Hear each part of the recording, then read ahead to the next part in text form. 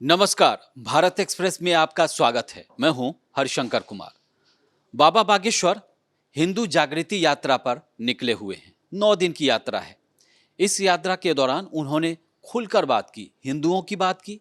अब अचानक से उनका बयान ये आया है कि गजवाए हिंद या भगवाए हिंद, जो भी होना है जल्दी हो। क्योंकि पहले आपने बहुत सारी खबरें देखी होगी देश भर में, गजवाए हिंद। कई बार पुलिस गिरफ्तार करती है तो पता चलता है कि गजवाए हिंद को फैलाने की कोशिश कर रहे थे। उसी पर उनका ये बयान है कि अब भगवाए हिंद या गजवाए हिंद, जो भी होना है वो हो जाए।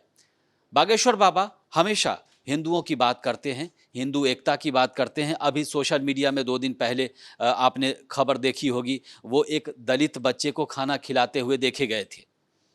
तो वो हिंदू एकजुटता की हमेशा से बात करते रहे हैं। उन्होंने हिंदुओं को आगे बढ़ने का भी आह्वान किया।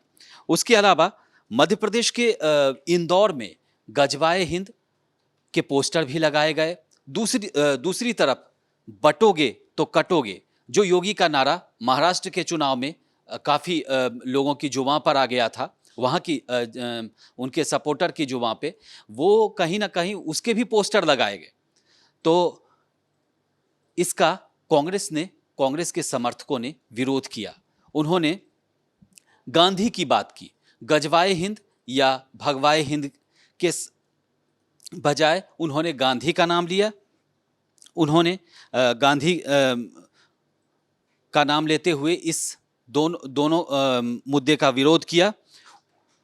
बाबा बागेश्वर ने हिंदू राष्ट्र की ओर भी इशारा किया। उन्होंने सनातन धर्म के समर्थन और जाति व्यवस्था को समाप्त करने की भी बात की। ये इससे पहले भी वो बात कर चुके हैं। धर्म परिवर्तन और हिंदू एकता की भी उन्होंने अपील की।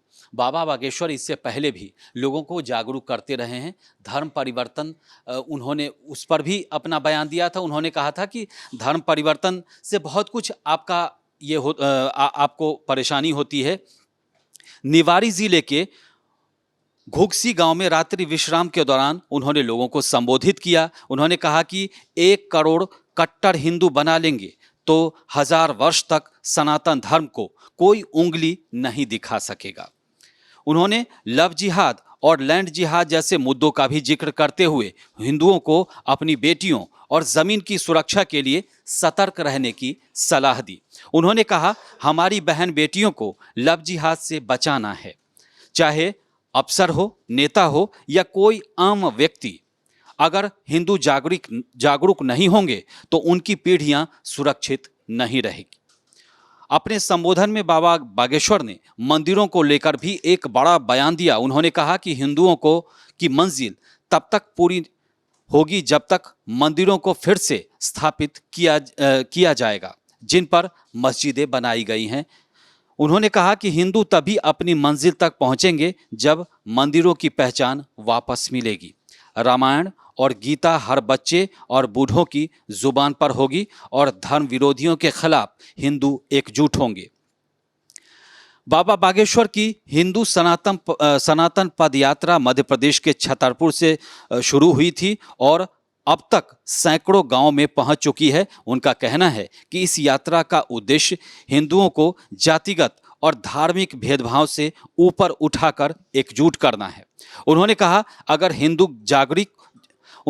कि अगर हिंदू जागरूक और संगठित हो जाएं तो हिंदुस्तान को हिंदू राष्ट्र बनाने का सपना साकार हो सकता है। इससे पहले भी बाबा बागेश्वर,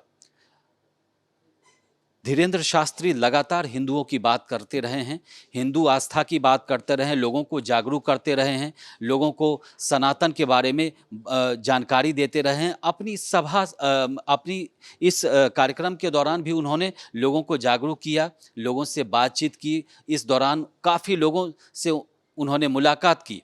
उनकी इस यात्रा में नेता के अलावा अभिनेता भी जुड़े। आपने उनकी यात्रा में देखा होगा, कई अभिनेता भी दिख रहे थे उनकी सभा में और वो लगातार उनके साथ पदयात्रा में शामिल हो रहे हैं।